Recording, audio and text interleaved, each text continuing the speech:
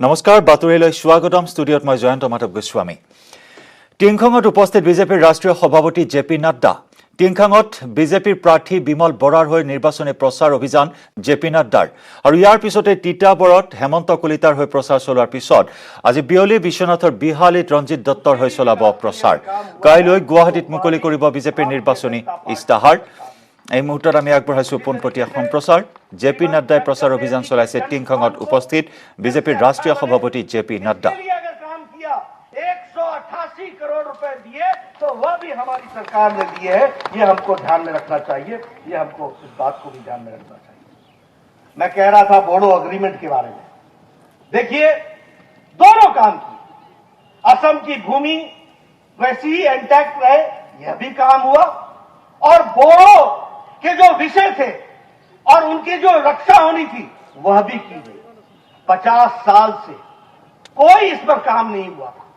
जैसा मैंने कहा कि हजारों लोग हताहत हुए, कोई चिंता नहीं हुई, लेकिन हमारी सरकार जब आई तो आपके साथ मैं ये कह सकता हूं, इससे पहले जो 15 साल कांग्रेस की सरकार थी तो उसमें लगभग 2155 लोग मारे गए थे, 2084 लोग सिक्योरिटी पर्सनल के मारे गए थे और हमारे 1300 लोग किडनैप हुए थे। यह बोडोलैंड के आंदोलन के समय की स्थिति थी और बॉर्डर्स बिल्कुल जिसको बोलते हैं वो इतने घुसपैठ हो रही थी, यह भी हम सबको मालूम है। लेकिन जब बीजेपी आई तो 50 साल ये बोडो का जो आंदोलन चल रहा था वह समझौते में परिवर्तित हो गया और उनके विकास के लिए 1500 करोड़ रुपए देकर के उनके काम को भी आगे बढ़ाने का काम हुआ। लगभग इसके साथ साथ कोई 2500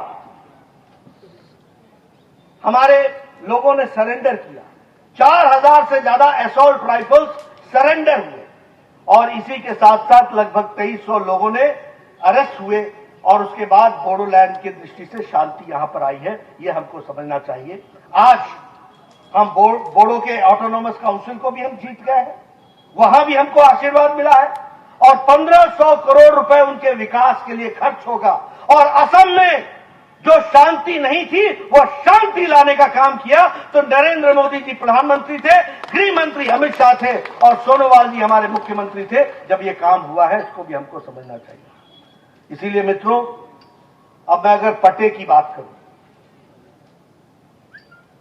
क्या स्थिति आ गई थी कि विकास के दृष्टि से अगर सड़क बन रही है तो सड़क क्यों रुकी थी? सड़क इसलिए रुकी थी कि उस पर कंपनसेशन देना था। कंपनसेशन क्यों नहीं दिया जा रहा था? क्योंकि जो लोग वहां रह रहे थे उनको मलकियत नहीं मिली, इसलिए कंपनसेशन नहीं दिया जा रहा था। वर्षों से लटका हुआ था और कांग्रेस पार्टी का काम है लटकाना, भटकाना, अटकाना, और भारतीय जनता पार्टी का काम है काम को करके देना। यह हमको समझना चाहिए, यह हमको ध्यान रखना चाहिए। और इसीलिए जब मैं इस बात को कह रहा हूं तो मैं ये कहना चाहता हूं कि पट्टे देने का काम अगर किया तो वो सर्बानंद सोनोवाल जी की सरकार ने किया, ये हम कहना चाहते हैं। लगभग 3,30,000 से ज्यादा पट्टे दे दिए गए और मुझे बताया गया कि सबसे ज्यादा पट्टे यहां दिए गए हैं, यहां के लोगों को दिए गए हैं, ये भी हमको ध्यान में रखना चाहिए। इसलिए मित्रों, जब हम विकास की बात करते हैं तो हम लोगों ने सुरक्षा की दृष्टि से, विकास की दृष्टि से कोई कसर 5 साल में नहीं छोड़ी है। फिर चाहे हमारे प्रधानमंत्री नरेंद्र मोदी जी के नेतृत्व में कोई आशीर्वाद दिल्ली से चाहिए था, वो भी मिला और यहां पर हमारे मुख्यमंत्री जी ने सब लोगों को साथ लेकर के इस विकास को आगे बढ़ाया है। अब मैं अगर समृद्धि की बात करूं, आज हम चाय बागान में खड़े हैं।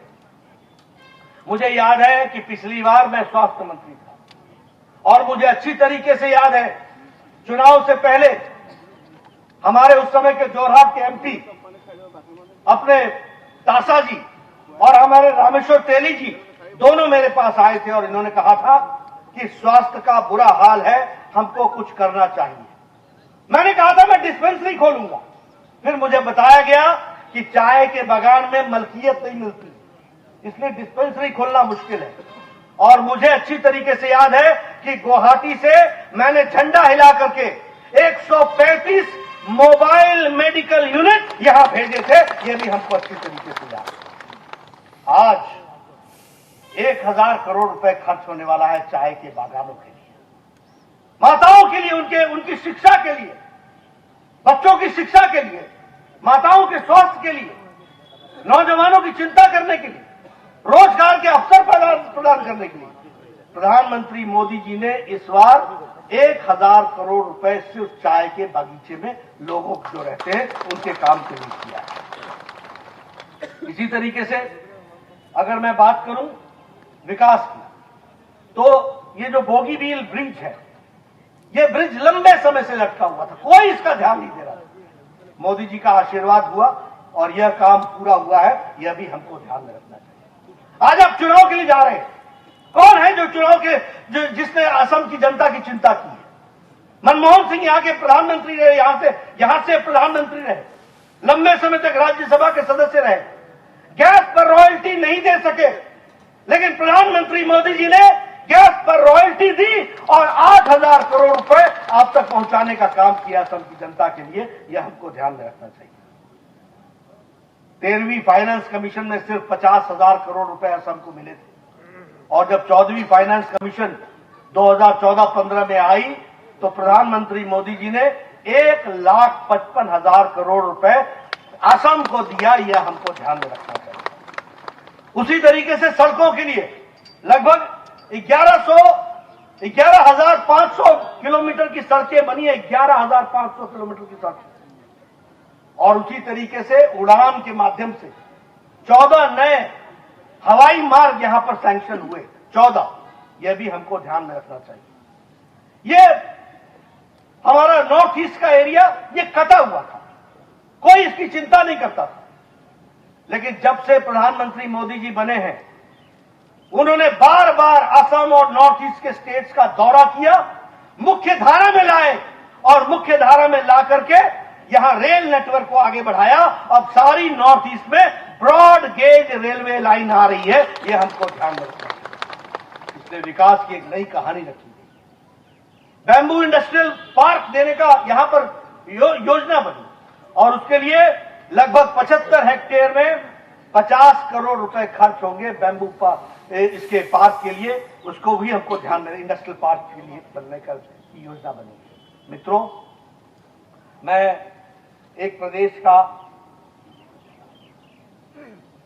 फॉरेस्ट मिनिस्टर भी रहा, मुझे मालूम है कि बैम्बू में आपको कितनी दिक्कत आती है, क्योंकि कानून भारत सरकार के ऐसे थे कि